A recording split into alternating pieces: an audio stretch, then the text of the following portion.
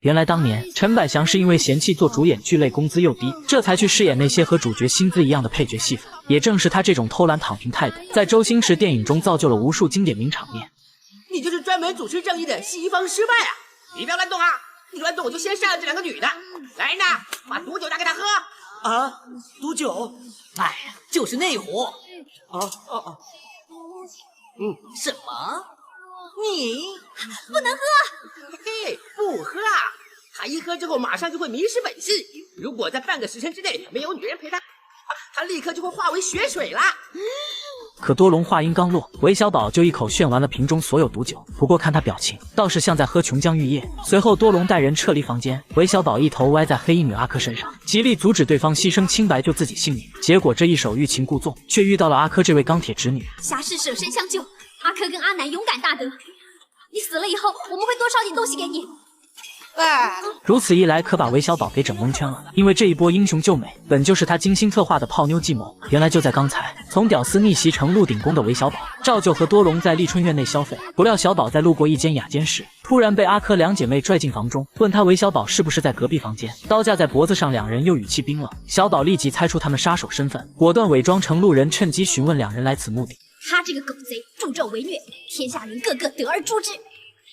见自己猜的没错，阿珂2人又不知道目标样貌，小宝赶紧信口胡诌起来，表示自己也是韦小宝的仇人，潜伏在这里就是为了有朝一日能亲自报仇。而在一番滴水不漏的忽悠下，阿珂2人信以为真，跟着他来到隔壁房间，将多隆当成了目标韦小宝，二话不说挥剑就刺了上去。可殊不知多隆胆小怕死，去任何地方都带着大批高手贴身保护，阿珂2人没能一击成功必杀，瞬间就被高手们团团围住。在绝对实力面前，2姐妹很快便招架不住，阿珂更是险些被一刀削掉脑袋。当一头秀发暴露她女人身份时，韦小宝这个老六眼都看直了。哎呀，这个妞好正经啊！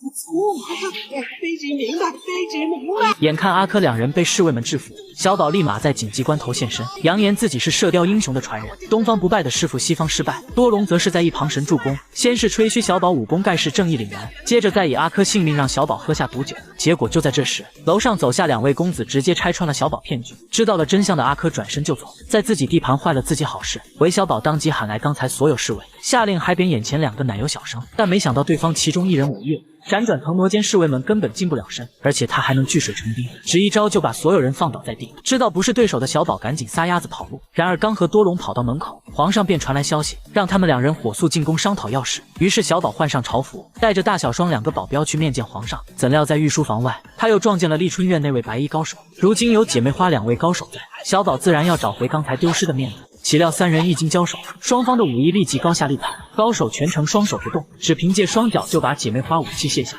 好在这时皇上赶到，小宝赶紧恶人先告状，污蔑高手擅闯皇宫，还偷看娘娘洗澡。闻听此言，皇上赶紧打断小宝，并介绍身旁之人是吴三桂儿子吴应熊，高手是他的贴身猛将侍卫。小宝这才将视线转移到吴应熊身上，态度瞬间180度转变。小王爷气宇轩昂，真是见面不如闻名啊！猛将兄啊！猛将兄气宇不防，真的是闻名不如见面。见风使舵，溜须拍马，韦小宝敢说第一，就没人敢说第二。做好了表面功夫后，众人这才心平气和地落座入席。而众所周知，韦小宝是有仇报仇、有怨报怨的性格。他以给大家助兴为借口，派出手下武艺高超的4大金刚，豪掷100万2为筹码，让猛将兄10招之内将其全部放倒。殊不知小丑竟是自己。只见猛将兄一套连环无影腿，瞬间用出去了9招。就在小宝以为这把稳赢，准备对付庆祝时，猛将兄一指戳在为首之人头部，其余3人顿时头顶炸裂。必死！惨喽！多谢韦爵爷的100万两。闹剧过后，皇上宣布将建宁公主许配给吴应熊，并且封小宝为钦差大臣，一路上护送公主前往云南成亲。而等四下无人时，皇上又给小宝派出一个秘密任务。原来此次招吴应熊为驸马，是因为前几天皇上得知吴三桂父子在偷偷聚拢兵力，以及上一次的神龙教假太后事件，也是同样出自父子2人之手。皇上怀疑他们和神龙教合作，准备囤积兵力密谋造反，这才故意示弱，将建宁嫁过去麻痹吴三桂父子。等京城这边马其所需作战部队后，就会率兵南下，一举铲灭吴家父子。随后皇上表示，如今唯一担心的就是刁蛮任性的建宁，知道自己被当了牺牲品不肯出嫁，又将这个说客任务抛给了小宝。皇上已经赐婚了，真的？准备要把公主许配给平西王吴三桂次子吴应熊，还派围城当钦差大臣陪公主出嫁。不行啊，小宝。为什么？因为我有了你的骨肉。这突如其来的抄家灭族之罪，听得韦小宝全身都麻了。但既然擦枪走火已成事实，明日出嫁又迫在眉睫，两人只能赶鸭子上架。沿途上再寻找有无其他的解决办法。到了第二天，皇上更是给足了吴应熊面子，亲自送出嫁队伍到10里亭外，而小宝顶着避雷针在人群中来回穿梭，显然是心思乱成了一锅粥。但不料就在这时，独臂神尼挥剑急速而来，剑指皇上项上人头。她是明朝的公主，一生都致力于反清复明事业，武功更是高深莫测。在场这些人只有猛将兄能拦得住她。结果在对战中，猛将兄公报私仇，一把将小宝推出去给皇上垫背，并接独臂神尼的致命一击。皇上见状急忙吹两口气，也不知道是在担心摩擦起火，还是以为能把铁剑吹飞。要不是小宝经4宝甲护身，估计这一次被串成糖葫芦了。而不等小宝皇上两人缓一口气，独臂神尼的徒弟阿珂又持剑杀来。韦小宝这个老六嘴上喊着保护皇上，自己却一头躲进了马车当中。其他人见状纷纷效仿，一时间小小马车挤进来了数十口人。